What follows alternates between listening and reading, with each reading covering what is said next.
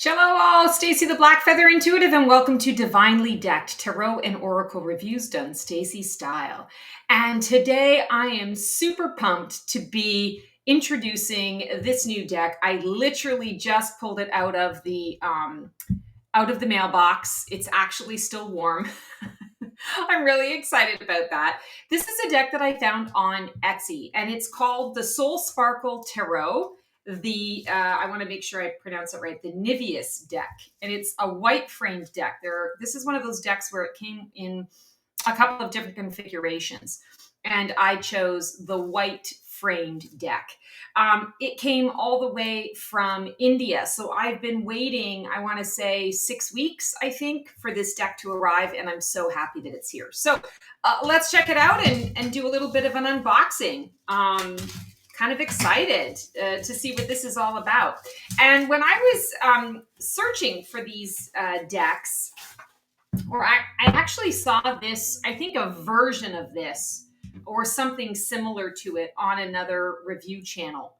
And I thought, ooh, I've not seen anything like this before. I don't think I've even seen anyone review it. So this might be a really fun one to kind of take a look at for the channel. So it's very shrink wrapped, so having a hard time getting it undone, but ooh, I'm loving the box already. So I don't know if you can see this, but there's filigree here. I don't know if you can see the shininess of it, but it's almost like that, that gilding. Of course, there's a lot of shiny here. The Soul Sparkle Tarot. I love that it's in a purple box. It looks like a big portal. Shinzen, the Wheel of Fortune, Spiritual Art Creation Company Limited, tarotprinting.net. Very exciting. Okay, so first of all, it's a magnetic box. Loving the magnetic box. Always prefer this style of box to those cigarette deck boxes. The presentation is quite nice already. Nothing written on the inside. But very sturdy. Ooh, I love this. Oh my goodness. And it comes with the sleeve versus the saran wrap, which of course I prefer so that you don't damage the cards. Can't wait to check this out. So it comes with a guidebook, and this is a really solid guidebook. Let's see. Okay, it's in English. Let's see if it's in English all the way. It is. So really nice, thick guidebook. It comes with color depictions of the cards and full page color depictions of the cards. That's kind of cool.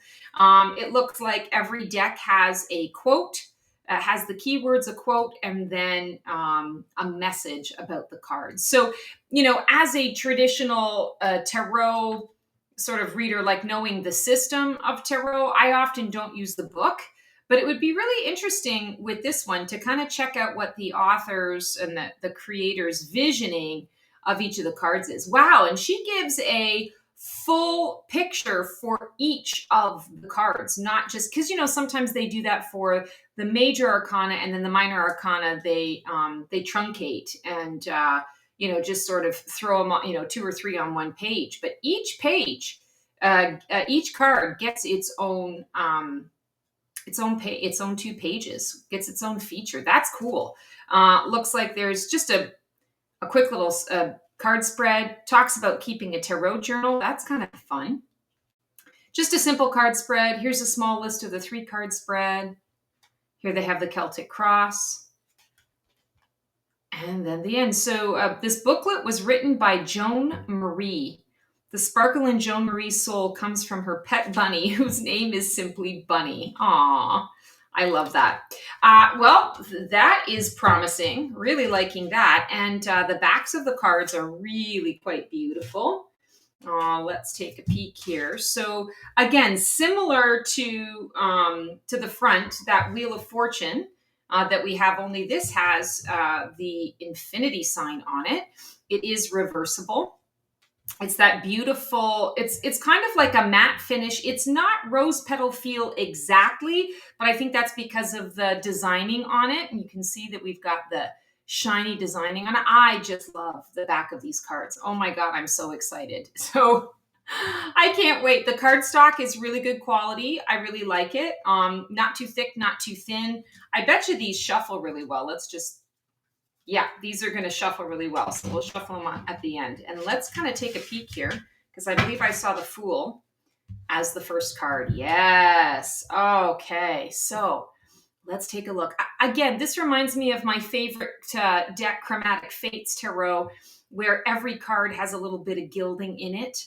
I love this Fool, a little bit traditional with the, sort of the white dog. Actually, it's kind of a bluish dog.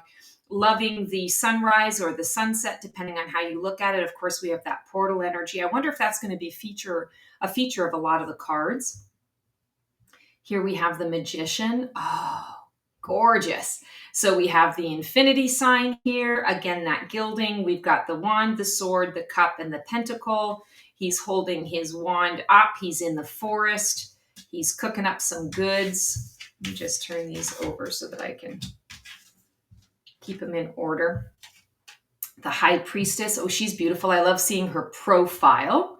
I always like that when we see the profile of a figure every once in a while. Her throne is very simple. It's wooden and she's in the woods. I love the vines. I love the two pillars that are still there, but they are wrapped in that vine energy. She's got the moon in the sky. Absolutely beautiful. The Empress. So a reversed side profile. She's in her wheat field. She's sort of in that sunrise or that sunset. She's got her magic wand and she's looking up. There's a Venus on the throne. The throne is more ornate, makes a lot of sense for an Empress. I love that she's in purple. She's creating a bunch of different things, but she's also in her sovereignty. And I think that's really important. Here we have the Emperor card. Very cool, kind of a traditional nod to the Rider-Waite-Smith. But again, we've got that swirling portal energy. So the soul sparkle and the Niveus, tomato. Hoping I pronounced that correctly. Here's the Hierophant. Again, a nod to the traditional, loving the colors here. There's a portal behind him. He's talking about his knowledge, sharing his wisdom and knowledge, and people can come to him if they're looking for that information. Here's the Lover's card. Absolutely beautiful. Loving this imagery. The Chariot. Love all the blue, kind of this blue essence here. We've got the midnight blue and the light blue. And there's a play on that blue energy. You don't often see a chariot at night, so that's kind of cool. Here's the Strength card. Of course, we have the traditional lion, so she's laying in front of the lion. She's got her infinity sign over her head, and it's going into the portal in a forest. Here we have the Hermit. Looks like, to me, as soon as I looked at this, it looks like a younger person, a younger individual. Getting ready to walk into the forest. I don't know if that's just my own intuition on it or whether it actually is supposed to be a younger person, but you don't often see a younger person depicted as the Hermit.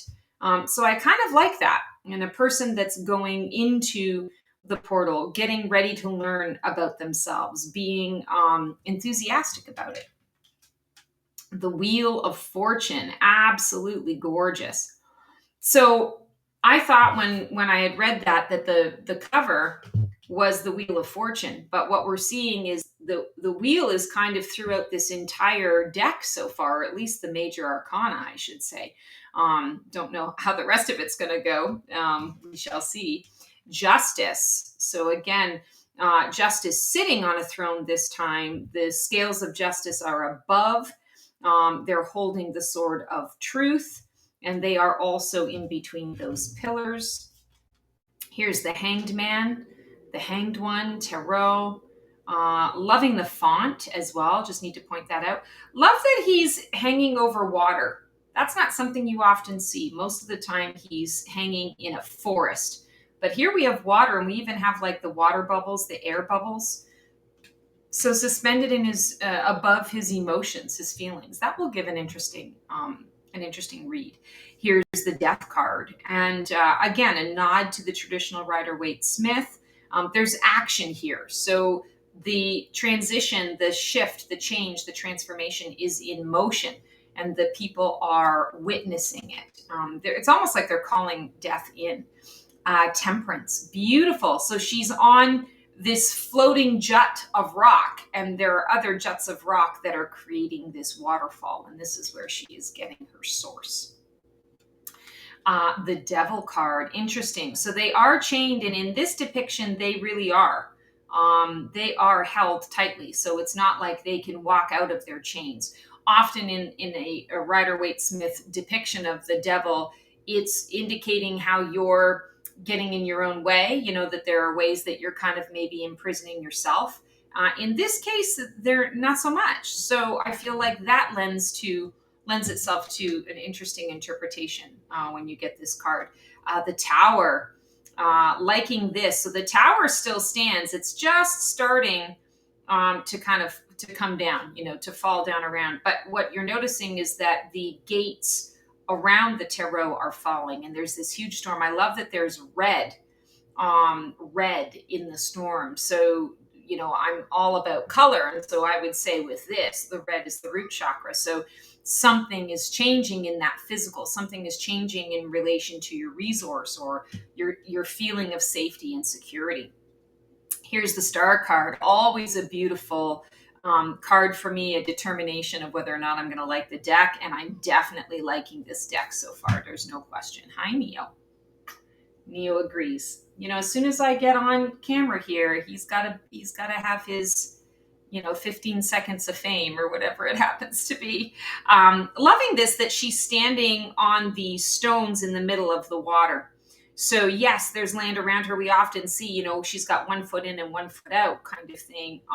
But I feel here like she's kind of standing above the emotional things. She's standing above the psychic because she's in the process of creating it, making it happen. You know, this is the vision of what you're manifesting. The Moon card, beautiful. So again, very traditional. We've got the lobster. We've got the 2 dogs, or the dog and the wolf. We have the 2 pillars. And we definitely have the moon showing us the next path forward. The Sun card. So if you guys have watched many of my deck reviews, you know that the Sun card is not always my fave. Of course, I love the meaning of a Sun card. No doubt about that. But the actual depiction of the Sun card is kind of like, meh, this one's all right. I think it, I love the portal idea, the portal concept. And thank you, sir. And loving that the gilding is here. I think the gilding is what makes this extra special. And just the sort of the artistry, the style of the artistry is just really cool. So I like that Sun card. Judgment, it's like children playing. And they're responding to the childlike angel that's coming up and saying, hey, I've got another game to play. Are you in? You know, are you ready? Let's do it. Marco Polo, Marco Polo. The World, loving this card. So again, loving the colors, loving the laurel wreath, and the fact that the laurel wreath is gilded here. I don't know if you can tell the color, but it is kind of a, I want to say a teal color. And I think that's absolutely gorgeous. She is very traditional. She's naked. She's got this beautiful purple ribbon of fabric that is, you know, she's kind of dancing with. And then we have the peace dove and the angel. We have the Pegasus and, or the unicorn, I should say. And the flying lion. I don't know what a flying lion is. Not a centaur. Anyway, Ace of Wands. Absolutely beautiful Ace of Wands. I always love my aces. This is definitely one that does not disappoint. I love the flash of color that's coming out and coming through. Here we have the 2 of Wands. Oh, you know, this was so worth the wait. I'm really enjoying this this card deck. I'm going to love working with this deck. I don't even mind the border. You know, I was concerned about that. I tend to really enjoy lately borderless cards, borderless decks. But this one I really, really like. And even when I was looking at the different depictions, I usually go for darker. But this one, the white just seemed to speak to me. So I love that 3 of Wands, that expansion energy, absolutely beautiful. The Four of Wands. Oh, this is nice where they're sitting on the dock and they're looking out, and perhaps they're on a boat. Maybe they're on a boat or they're getting ready to, go to the new castle.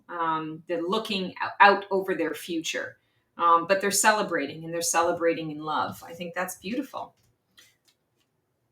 Here we have the Five of Wands, and I'm liking that it's not depicted by children. They look like adults in their faces. But this is a card of, like practicing. It's focus and scattered energy, depending on how you're looking at it. And they're practicing. There's debate that's going on. But I want to say what I keep feeling here, especially when they're around the fire, is like the talking stick. Who has the talking stick? Well, if they all have the talking stick, nobody's going to hear anything. So I feel like they need to take their turns. They need to take their time. Everyone can have their say in their own way. In their own time. Six of Wands, a card of victory. So you've got, the troops that are saying, yay, yes, thank you, the all-conquering hero, right? But what's interesting about this is they're still on the ground. They're still in the heat. And he's in the calm. He's in the light. So looking at this, I don't know how I really feel about the victory. It's almost like somebody is trying to maybe skirt the issue that the complete issue is not resolved yet, that there's something else going on. There might even be a little anger coming out from the crowd saying, hey, like, what about us? We're still having to clean up the mess, and you're, taking the victory lap. Is that really fair? Seven of Wands. So typically a card of defense. This guy actually also looks like he's practicing. It's like he's doing his calisthenics, or, I think of like the martial arts where he's going out and he's practicing his Tai Chi, first thing in the morning before he gets started. And he has to go to each of these wands, to kind of warm up the wand or practice the wand. Not your typical meaning of the Seven of Wands, but that's what I'm getting. Eight of Wands. So again, a very traditional depiction. No people in this depiction, but you've got the wands that are looks like they're going up. The trajectory is up. So it's been released out into the universe rather than coming down like it's been, sent from afar. It's like, okay, these things are being released now in the present moment. Nine of Wands. So again, that resilience, that control, the wounded warrior. He definitely has, a bandage around his head. I don't know that he necessarily looks tired as much as he looks determined. So I feel a lot of determination, and that he is being inspired with that determination. He's being inspired by the light, by the sun, by the heat, by the light of truth. 10 of Wands, rewards and the burdens that go with it. So holding all these wands in her face, she's not seeing the two dark steps, that are taking her on a different path. So there's a potential for her to fall on her face. And I feel like this is a real warning. Pay attention. Pay attention to what's around you. Growth is good. All the green represented here. Growth is good, but you want to take your time with it. You want to have your eyes wide open while you're doing it. Page of Wands. So I like that he's got kind of a fun hat. He looks, I don't know what he looks like, but that hat makes me chuckle a little bit. He's very dapper. A very dapper Page of Wands. It's almost like he's so proud to have received that wand for the first time. The Knight of Wands. So here we see the back of the knight. He's traversing kind of I won't say it's a treacherous path, but it's a path that he's got to pay attention to. And the Knight of Wands can have a little bit of that, impulsivity or hot-headedness. This is a warning, the path is kind of zigzaggy, and you really do have to pay attention. This isn't something that you can just bowl right on over, because you could fall off, the path very easily. So I feel like this is a warning to, you can feel the passion and have the momentum and move forward, but you need to be smart and calculated, calculated risk in how you do that, being aware. Queen of Wands, always love a good Queen of Wands. I love that we have some of the blues and the greens in this as well. Typically the Queen of Wands, we're always seeing the yellows and the oranges, because it is that, that sacral chakra and the solar plexus chakra. But here we're also getting the heart and the communication piece, the voice. in the mix as well. I love that they've chosen to keep the black cat in here.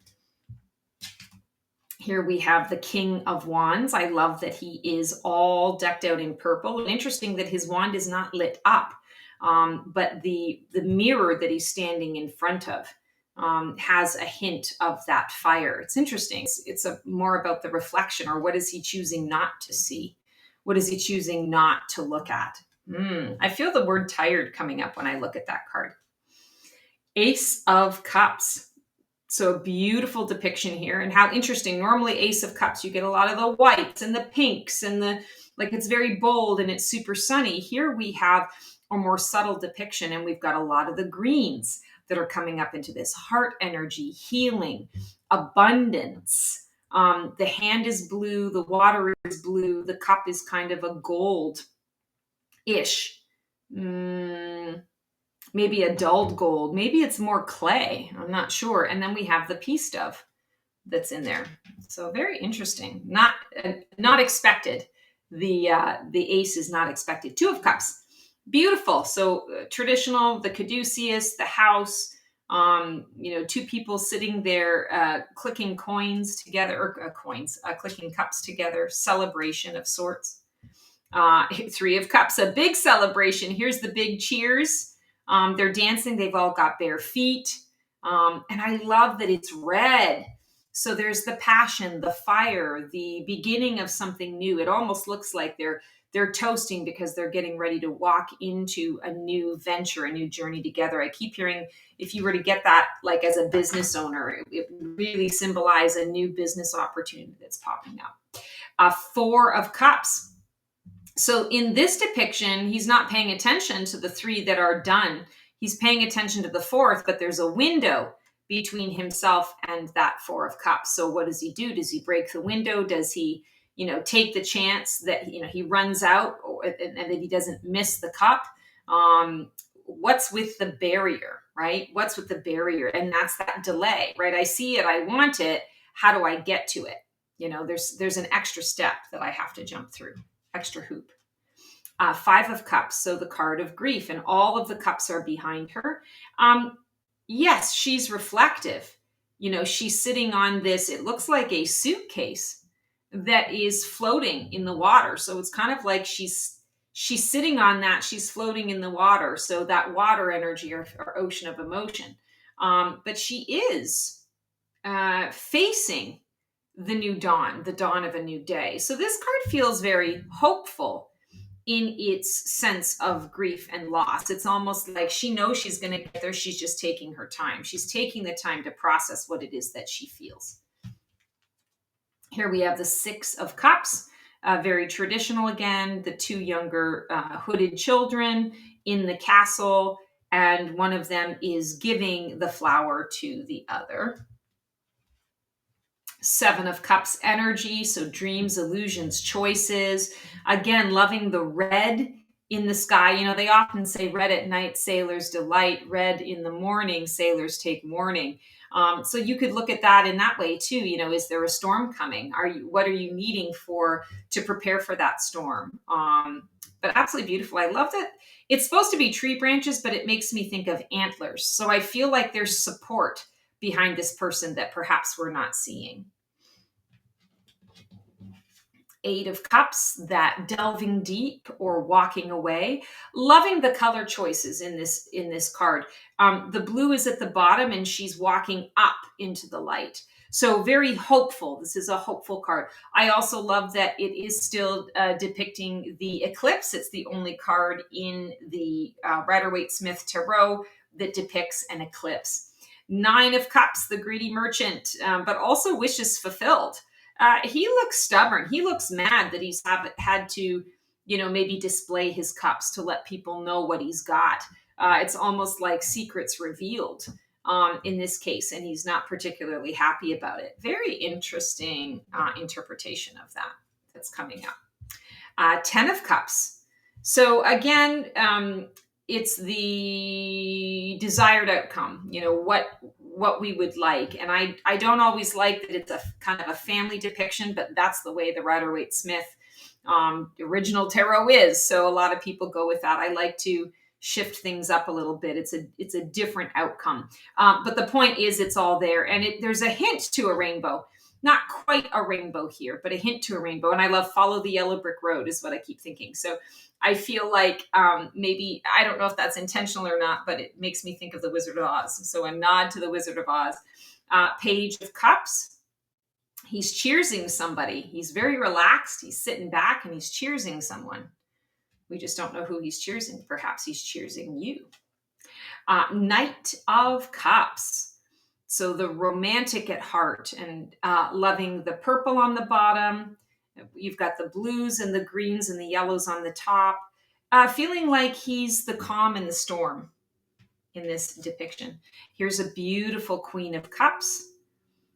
Loving that she's not depicted in blue, that here she is in the pinks and the oranges with a little bit of yellow. Loving this. And I don't know if you can see the stars here in the filigree. But I love this because the Queen of Cups, again, it's our ocean of emotion and it's our, the psychic realm. And that is our sacral chakra. King of Cups. So here he is all in green. Actually, I'm saying he, but it actually is a she. So I like that the King of Cups is depicted as a female, that divine feminine, but it's the warrior, right? So we can have divine masculine and feminine within each of us. I love the little bird on her shoulder that's being depicted. Very cool, very sort of minimalist in the bird's approach. Here we have a beautiful Ace of Swords, loving that Ace of Swords. Two of Swords. So again, traditional, typical, what we would expect, but the imagery is really beautiful. I love all of the portal energy. And yes, so far we are seeing an essence of portal in every one of the cards. Three of Swords. I really like this depiction. I like the green around it. The heart is like stone or like maybe straw-like. And the swords are going in there maybe to allow it to expand. Four of Swords. Always loving a Four of Swords card. It has a lot of meaning to me. This one is, pretty typical, pretty traditional. It doesn't scream out to me, oh my God, I love it. I think still my favorite Four of Swords ever. I've got a couple, but my favorite Four of Swords is the Lightseer's Tarot version where she's in the bird's nest. Five of Swords. So I love this. So it's that conflict energy, winners and losers, winner takes all. But yet the sky is opening up and saying, hey, all these swords that you thought you were working so hard to have, that you needed to have, I'm going to take those away. And they're depicted in that way too. Like, it's almost like they're ghost swords. And the only one that is really material is the one that this person is holding. So like you can take what you want at all costs, but you can't take it with you when you go. And I feel like that's kind of the message that's coming through in that. Here we have a Six of Swords, the moving on to calmer shores, support and grace. Nice imagery. Here we have the Seven of Swords. So it's interesting. He's holding the swords the wrong way. He's holding the blades in his hands. It's amazing that he's not slicing his hands. Like, he's that much in a rush that he's being so careless as to, he doesn't even know what it is that he's taking. He doesn't even know what it is that he's got. And maybe he's taking it. Maybe there's some strategy to this, but I feel a lot of like impulse and almost like not very well thought out, a little bit ignorant of what they're doing and why they're doing it. Eight of Swords. So this is really interesting. She's bound and blindfolded, but she's not actually trapped by the swords. She's just in the field of swords. So it's almost like the battle is done and over with, and she's been left behind, but she doesn't know, am I still in enemy camp? Am I still a prisoner of my thoughts, or a prisoner of these words, or a prisoner of these people? I don't know what to do. And perhaps I'm a little stuck in fear. I'm afraid to fight back. I'm afraid to figure things out, but it does feel quiet, right? The wind is blowing. There's something coming. What do? Do I stay? Do I move? Nine of Swords. So that nightmare, right? Waking up from a nightmare and still being in the nightmare. This is a card of deep anxiety, being stuck in our thoughts, being stuck in our head. A Ten of Swords, that card of ruin. It's a Phoenix card. It's a rebirth card in the minor arcana. And I like that there isn't a whole lot of blood and guts and gore. It's that words hurt. Words have shut this person down, and now there's only forward that we can move. Only into healing can we move. Page of Swords. So he's very happy to be standing on his rock. He's announcing something. It's almost like he's play acting. Knight of Swords, a lot of movement forward. The horse is rearing. So definitely there's, I want to say, something that's stirring you up. Something that's got you stirred up, or something that needs to stir you up or rile you up. Queen of Swords, beautiful boundaries. So she's very boundaried. She is protecting her heart space in this card. Interesting, because the Queen of Swords often is seen as, a cold figure, but she's very heart-based. She just thinks about the heart. How can I execute the heart's wishes? And then she does it from a very thoughtful place, from the place of the mind. King of Swords energy here. Ace of Pentacles. Oh, very cool. So the pentacle is in the sky. It's the sun, the two hands holding up the sun. And here we have like a little archway that you have the opportunity to walk through the archway if you wish. Ace of Pentacles, it almost feels like an invitation, like you're about to birth yourself into this new world, into this new earth. You're about to become material, physical, tangible. And this is that, here's the potential for you. If you walk through this, that's what you're going to become. If you don't walk through it, that's not what you're going to become. You're still going to observe. There's no right or wrong. It's just that this is the pure potential of that next journey for you. Here is the Two of Pentacles. So that balance and resource, he's kind of like suspended in air over the waters, but the waters, even though they've got a lot of movement, they're purple and pink.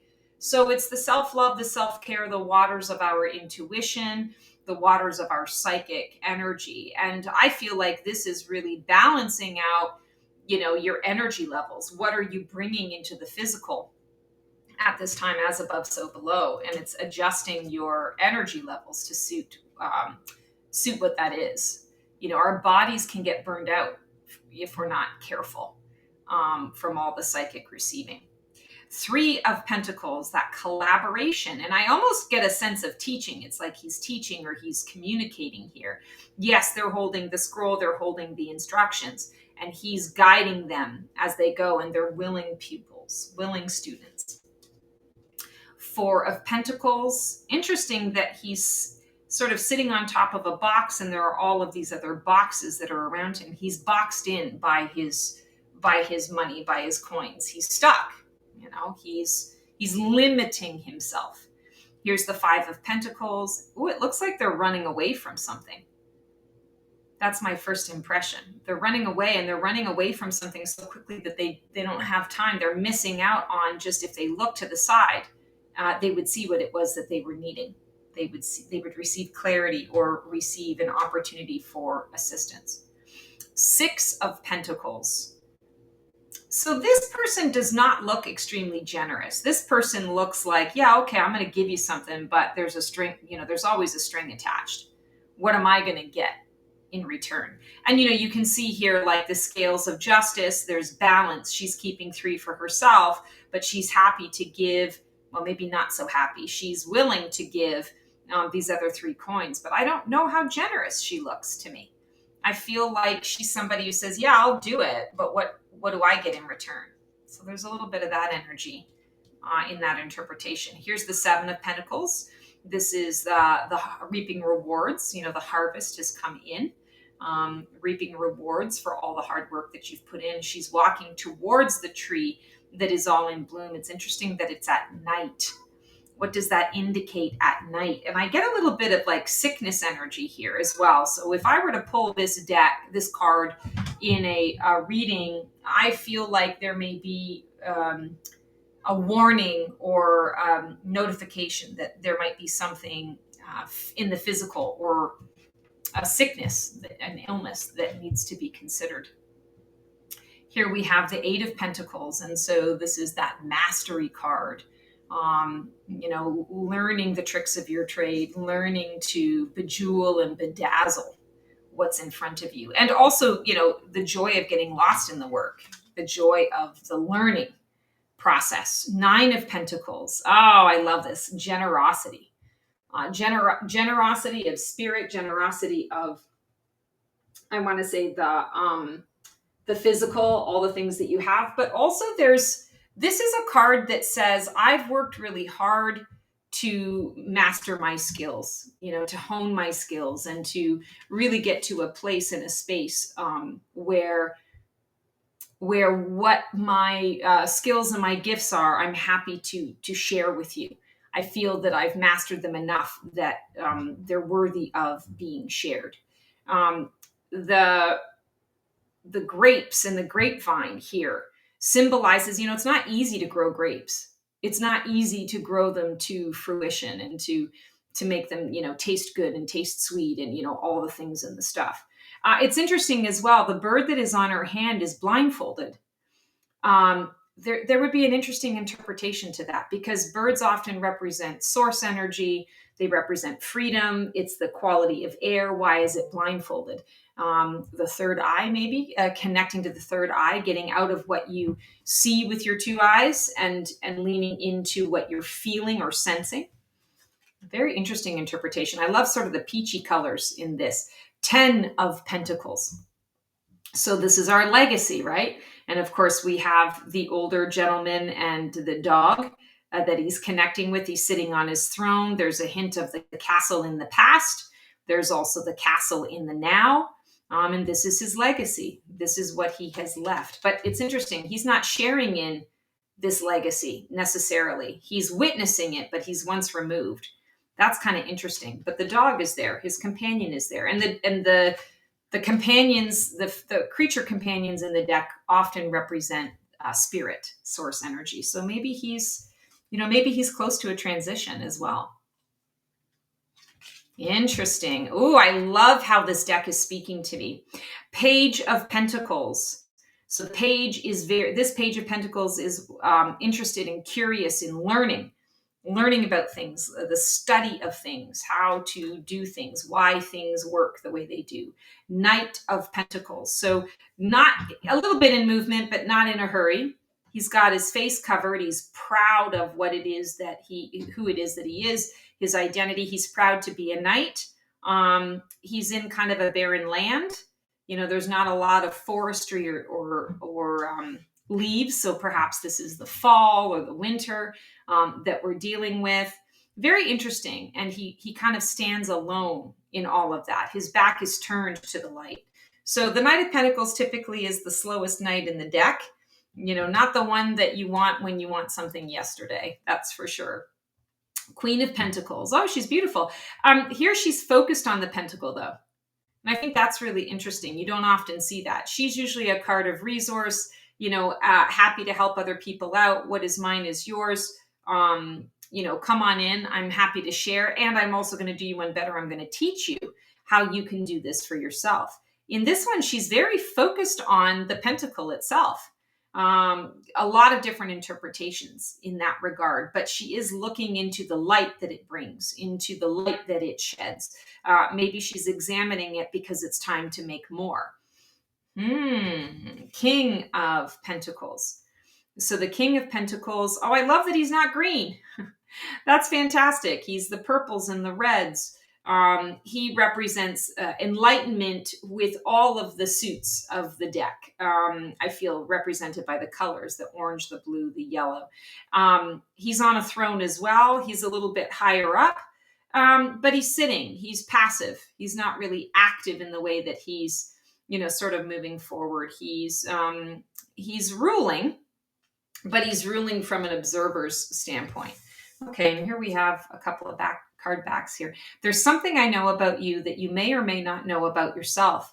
You have within you more resources of energy than have ever been tapped, more talent than has ever been exploited, more strength than has ever been tested, more to give than you have ever given. You know about some of the gifts that you have left undeveloped. John W. Gardner. Wow, that's so cool. And then just the info on the playing cards. Wow, so cool. So I'm going to do a card reading to find out how this deck wants to work with you. But first, I want to just sort of tap in. I'm just going to pull a random card here. So let's just read the message on the Four of Cups. I'm curious what the style of the writing is going to be. So if we're looking at that Four of Cups, vulnerability, comfort zone, lost potential. To share your weakness is to make yourself vulnerable. To make yourself vulnerable is to show your strength. Chris Jamie. We all want to appear to be in control, to know what we are doing at all times. But sometimes we get a bolt from the blue, an idea or a realization that tells us there is a better, more exciting way to proceed. The problem is it will require scuttling the plans in progress and maybe admitting we were wrong. It may also mean taking a risk. It's natural to want to stay in your comfort zone. That's why they call it the comfort zone. It's comfortable. But greatness doesn't ever come from there. Not really. And now you have a great idea at hand, a gift from above, and are tempted to ignore it and take the easy way out. The Four of Cups is urging you not to make this mistake. Look up. Look to the places that are a little scary, when you feel a bit unsteady and vulnerable. If you know the idea is good, don't let it get away. You are being offered a chance for a better way. Interesting. All right, so let's shuffle these bad boys up and see what card comes out in terms of if you really like this deck. And I know I'm loving this deck already. This is definitely going to be a happy deck for me. I can feel that. How does this deck want to work with the user? Knight of Swords. Ooh, okay. So this card is going to give you the truth. It's going to give you the truth in a way that you might not always be prepared to receive. I feel like it's also going to be pretty quick in its delivery. The Knight of Swords often gets that impulsivity rap. So I feel like when you're getting the guidance from this deck, it's important that you get like a second opinion kind of thing. So I feel like what I'm hearing here is use this deck. You can use it on its own. But also I feel like use it as a companion deck or use it with a companion deck. I'll have to take a peek and see what deck I might, what might match with this imagery. That'll be an interesting video to make.